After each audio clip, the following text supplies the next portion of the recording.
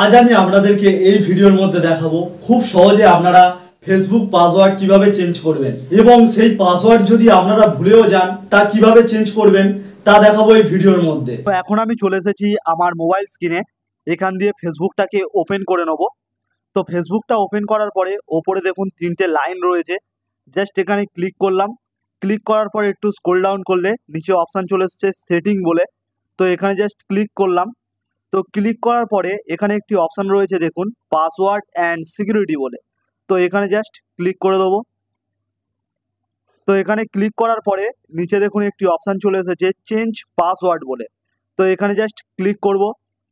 তো ক্লিক করার পরে এখানে দেখুন অপশান চলে এসেছে কারেন্ট পাসওয়ার্ড বলে, তো এখন আমার যেই পাসওয়ার্ডটি রয়েছে সেই পাসওয়ার্ডটি এখানে আমি দিয়ে দেবো। তো এখানে আমি আমার পাসওয়ার্ডটা দিয়ে দিয়েছি, এখন যেটা দিয়ে আমি ফেসবুক ওপেন করি। এরপর আমি যেই পাসওয়ার্ডটা নতুন দিতে চাই নিউ পাসওয়ার্ডে, সেই পাসওয়ার্ডটাকে লিখতে হবে। এখানে আমি নিউ পাসওয়ার্ড দিয়ে দিয়েছি এবং রিটাইপ নিউ পাসওয়ার্ড, যেই পাসওয়ার্ডটা নিউ পাসওয়ার্ডে দিয়েছি সেম পাসওয়ার্ডটা এখানে দিয়ে দিতে হবে। তো আমার এটা দেওয়া হয়ে গেছে।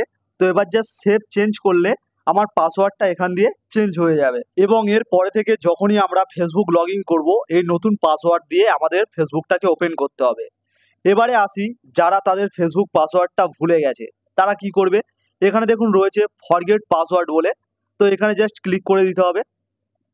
তো এখানে ক্লিক করে দেওয়ার পরে আমাদের ফেসবুক অ্যাকাউন্ট যেটি রয়েছে চলে এসেছে।